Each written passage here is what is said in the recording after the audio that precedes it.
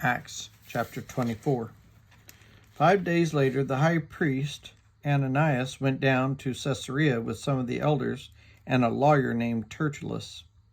They brought their charges against Paul before the governor. When Paul was called in, Tertullus presented his case before Felix. "We have enjoyed long period of peace under you, and your foresight has brought about reforms in this nation. Everywhere and in every way, most excellent Felix, we acknowledge this with profound gratitude. But in order not to weary you further, I would request that you be kind enough to hear us briefly. We have found this man to be a troublemaker, stirring up riots among the Jews all over the world. He is a ringleader of the Nazarene sect, and even tried to desecrate the temple, so we seized him. By examining him yourself, you will be able to learn the truth about all these charges we are bringing against him." The other Jews joined in the accusation, asserting that these things were true. When the governor motioned for him to speak, Paul replied, "I know that for a number of years you have been a judge over this nation, so I gladly make my defense. You can easily verify that no more than 12 days ago I went up to Jerusalem to worship.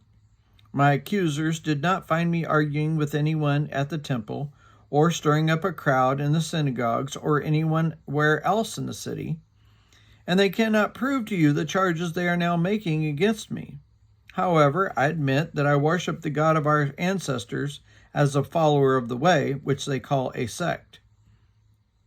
I believe everything that is in accordance with the law and that is written in the prophets, and I have the same hope in God as these men themselves have, and that there will be a resurrection of both the righteous and the wicked.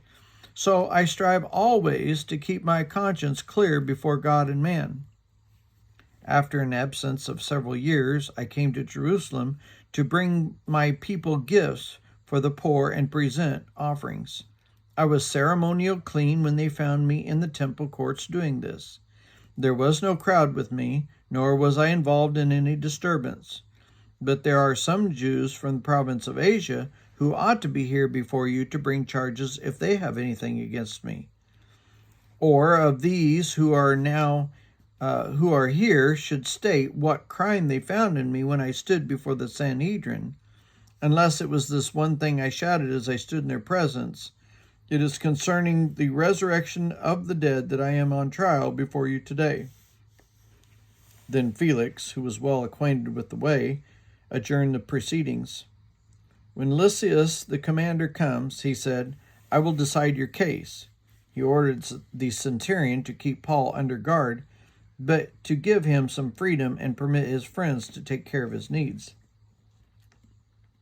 Several days later, Felix came with his wife Drusilla, who was Jewish. He sent for Paul and listened to him as he spoke about faith in Christ Jesus. As Paul talked about righteousness, self-control, and the judgment to come, Felix was afraid and said, "That is enough for now. You may leave. When I find it convenient, I will send for you."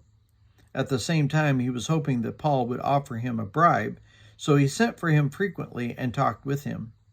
When 2 years had passed, Felix was succeeded by Porcius Festus. But because Felix wanted to grant favor to the Jews, he left Paul in prison.